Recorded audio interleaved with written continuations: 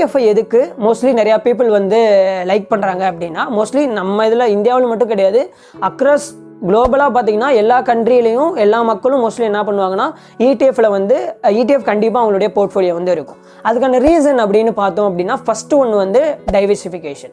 ஏன்னா நம்ம வந்து தனித்தனியாக இன்வெஸ்ட்மெண்ட் பண்ணாமல் ஒரே இதை நம்ம இன்வெஸ்ட்மெண்ட் பண்ணும்போது அது என்ன ஆகுது, நமக்கு வந்து டைவர்சிஃபை வந்து ஆகுது. ஸோ அது அப்படி டைவர்சிஃபை பண்ணும்போது நமக்கு ரிஸ்க்ன்றது என்ன ஆயிடும், மேக்ஸிமம் வந்து குறைஞ்சிரும். அது மட்டும் இல்லாமல் செகண்ட் ஒன்று பார்த்தோம் அப்படின்னா, நமக்கு வந்து லோ இன்வெஸ்ட்மெண்ட் அமௌண்ட் இருந்தாவே போதும், ஹையராக என்ன பண்ண தேவையில்லைன்னா தேவை வந்து கிடையாது. பட் நம்ம கம்மியான அமௌண்ட்லேயே என்ன பண்ணிக்கலாம், இந்த மாதிரி அதிகமான ஷேரில் இன்வெஸ்ட்மெண்ட் பண்ண மாதிரி நம்ம என்ன பண்ணிக்கலாம். நெக்ஸ்ட் தேர்ட் ரீசனாக பார்க்கப்படுது அப்படின்னு பார்த்தீங்க அப்படின்னா, சுலபமாக இருக்கும். லைக் வந்து நம்ம என்ன பண்ணிக்கலாம், ஈஸியாக வந்து நம்ம ஒரு ஸ்டாக் மாதிரி என்ன பண்ணிக்கலாம், வாங்கி விற்றுக்கிற வந்து முடியும். அது மட்டும் இல்லாமல் பார்த்தீங்கன்னா டிரான்ஸ்பரன்ஷியாக இருக்கும். அவங்க இடிஎஃப் வந்து இது பண்ணுறாங்கன்னா என்னென்ன அதில் இன்வெஸ்ட்மெண்ட் பண்ண போகிறாங்க அப்படின்றத நம்ம என்ன பண்ணிக்கிற முடியும், தெரிஞ்சுக்கிற வந்து முடியும்.